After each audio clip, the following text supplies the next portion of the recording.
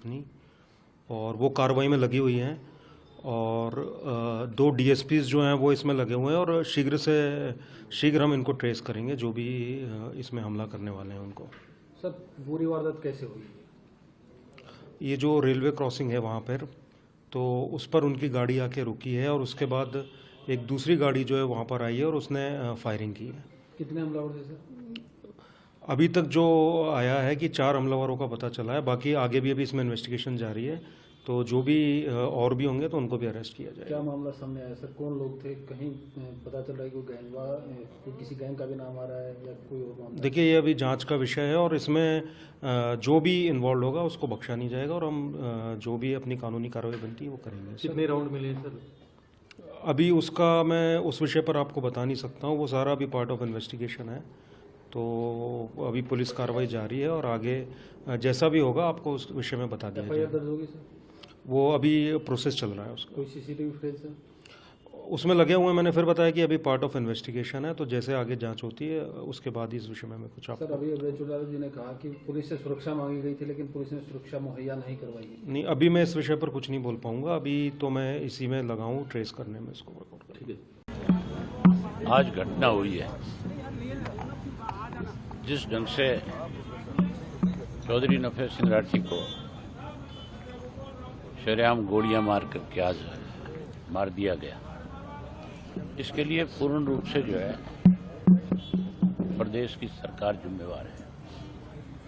इसलिए जिम्मेवार है कि आज से 6 महीने पहले राठी साहब ने मुझे गुड़गांव मेरे आवास के ऊपर ये बात बताई कि मुझे पुलिस के लोगों ने ही इस बात की इत्तला दी है कि आपकी जान को खतरा है, आप पे कभी भी कोई भी अटैक हो सकता है। मैंने तुरंत एसपी जो झज्जर है उससे फोन पे बात करी, और मैंने उनको इस बात के लिए आगाह किया कि आपके पुलिस डिपार्टमेंट के लोगों ने राठी साहब को ये जानकारी दी है, और राठी साहब आपसे स्वयं आकर के मिल रहे हैं, लिखित में आपको देंगे, और आप इनको सुरक्षा मुहैया कराओ, और इस बात की आप अपनी पुलिस की जिम्मेवारी लगाओ कि ये थ्रेट इनको कैसे मिली और कौन लोग हैं इसके पीछे।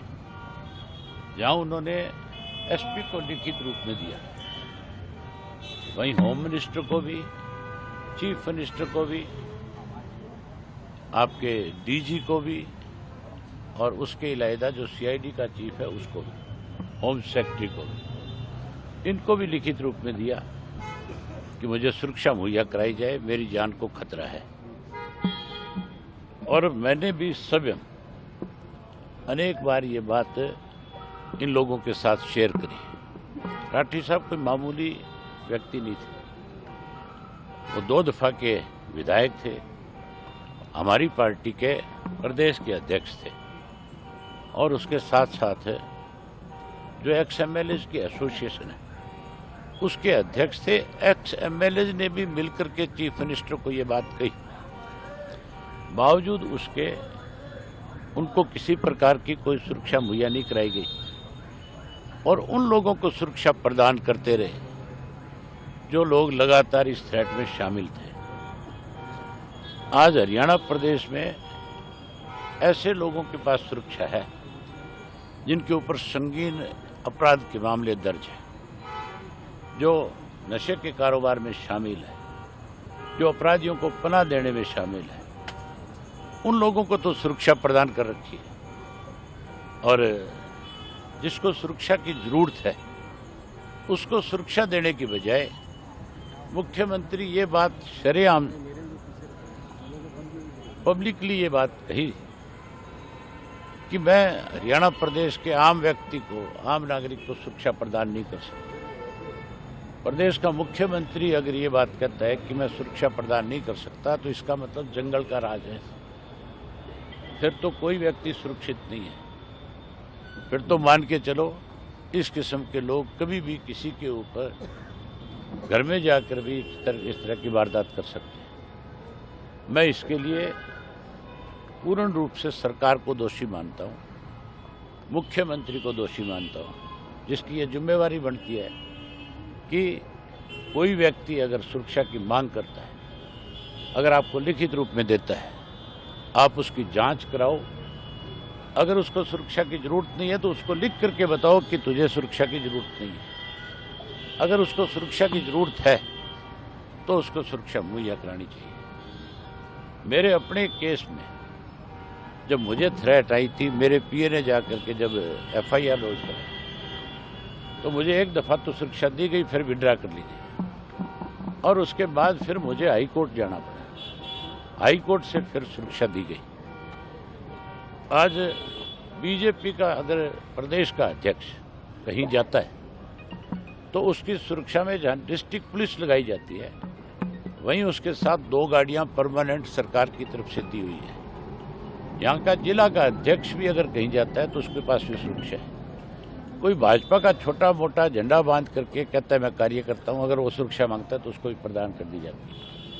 6000 से ज़्यादा कर्मचारी पुलिस के जो है ऐरे गहरे नत्थु खैरे लोगों की सुरक्षा में लगाए हुए हैं, जबकि जिन लोगों को जरूरत है आज उनको सुरक्षा नहीं है। इसी वजह से आज ये घटना घटी। इसके लिए पूर्ण रूप से सरकार जिम्मेवार है। हम मांग करेंगे कि इसकी जांच सीबीआई से हो, इसकी निष्पक्ष जांच हो। जो लोग दोषी है उनके खिलाफ तो कार्रवाई हो ही हो, उनको तो पकड़ा ही जाए। लेकिन जिन लोगों ने उनको सुरक्षा देने में आनाकानी करी है, जिन लोगों ने कहीं सरकारी दबाव में आकर के अपनी जिम्मेवारी को नहीं समझा, उन लोगों के खिलाफ भी कार्रवाई हो। मुझे अभी जानकारी मिली है कि इस मामले को जीआरपी के हवाले करना चाहते हैं। ये कोई रेल का एक्सीडेंट थोड़ा ही है, ये बाकायदा तौर पे हमला हुआ है और हमला करके मारा गया है। ये डिस्ट्रिक्ट पुलिस की जिम्मेवारी है, ये बहादुरगढ़ पुलिस की जिम्मेवारी है। ये मामला इन्हीं के पास रहना चाहिए। किसी और एजेंसी को देख करके, रेलवे को देख करके अगर ये अपने आप को बचाने की कोशिश करते हैं तो हम आज तो आपके माध्यम से सरकार को आगाह करें। इंडियन नेशनल लोकदल मामले पार्टी जो है इस मामले में चुप बैठने वाली नहीं है। हम इसके ऊपर बहुत सख्त एक्शन लेंगे, सरकार को मजबूर कर देंगे कि सरकार जो है इस मामले की जांच सीबीआई को सौंपे। आज ही मैं कहता हूँ मुख्यमंत्री को ये कहना चाहिए, बयान देना चाहिए कि हम इसकी जांच सीबीआई से कराएंगे। अगर कोई आनाकानी करेगा तो फिर हम सख्त एक्शन। अन्य घायलों की हालत कैसी है सर? मैं अन्य घायलों से मिल नहीं पाया, यही है बाकी लोग। वो ठीक है, वो अभी खतरे से बाहर है। एक जो उनके साथ साथी था वो एक्सपायर हो गया और बाकी अब बिल्कुल ठीक है। किसी शूटर्स ने या किसी गैंग ने जिम्मेवारी ली है अभी तक? कोई ये मैंने अभी रास्ते में पढ़ा कि इसके पीछे भी ये कह करके सरकार जो है अपने आप को बचाना चाहती है कि ये लॉरेंस गैंग का काम है। लॉरेंस गैंग का मैं तब मान सकता था कि उसकी तरफ से कोई थ्रेट आई होती, कोई कभी फ़ोन आया होता, कोई फिरौती की मांग की होती। कभी भी इस तरह की कोई उनकी तरफ से डिमांड नहीं की गई। अगर सरकार कहती है कि लॉरेंस गैंग का काम है तो फिर सरकार ने सुरक्षा मुहैया क्यों नहीं कराई? फिर सरकार की जिम्मेवारी बनती थी कि नहीं बनती थी?